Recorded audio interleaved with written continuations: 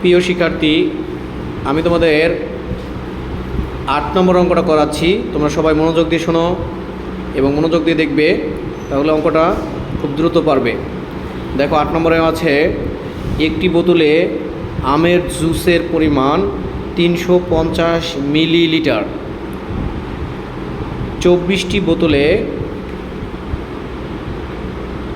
জুসের পরিমাণ কত লিটার? তাহলে আমাদের ২৪টা বোতলের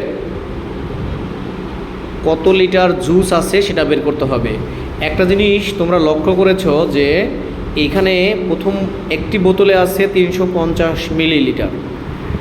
তো আগে আমরা কি করব, এই যে ২৪টি যে বোতল আছে সেখানে কি পরিমাণ জুস আছে সেটা আগে বের করব। কত মিলিলিটার জুস আছে সেটা আমরা বের করব। তারপর আমরা সেই মিলিলিটারকে আমরা লিটারে রূপান্তর করব। তাহলে আমরা শুরু করি। ৮ নম্বর অঙ্কটা দেখো, কি লিখবা? একটি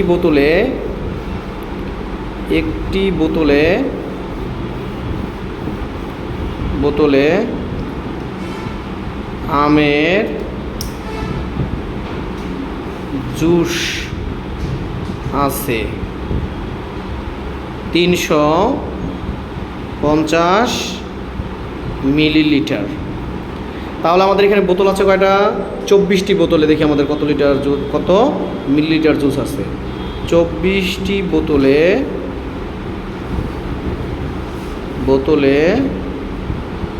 আমের জুস আছে। তো কি করতে হবে আমাদের? ৩৫০ গুণন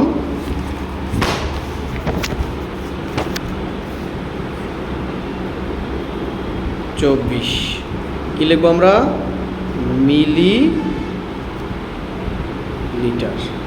মিলিলিটার লিখবো।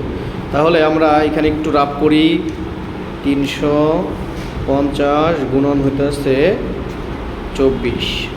দেখো 0, হ্যাঁ 0 হলো 5 দিয়ে 4 রে গুণ করলে 20 হবে। 20-এর 0 হাতে হলো 2, 3 4 12, 12 আর হাতের হলো 2, 12 আর 2 14।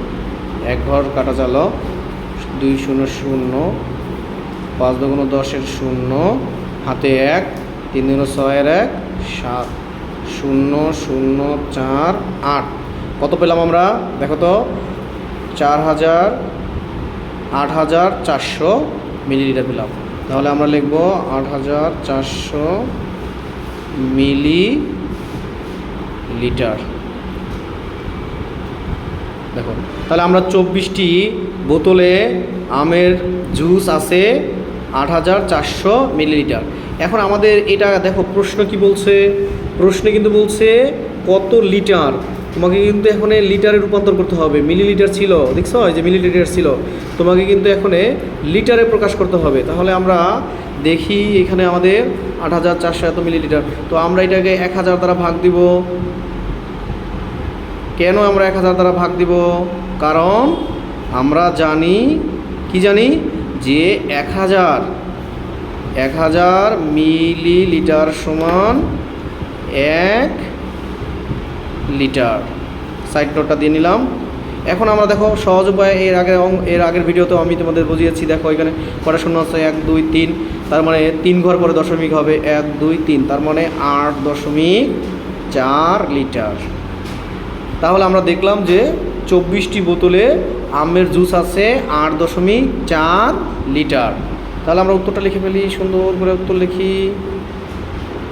উত্তর 8.4 লিটার। ধন্যবাদ সবাইকে।